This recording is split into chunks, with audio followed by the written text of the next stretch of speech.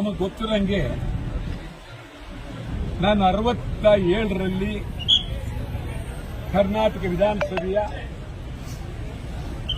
ಶಾಸಕ. 67 ನೀವ್ಯಾರು ಹುಟ್ಟೇ ಇರಲಿಲ್ಲ. 67 1967.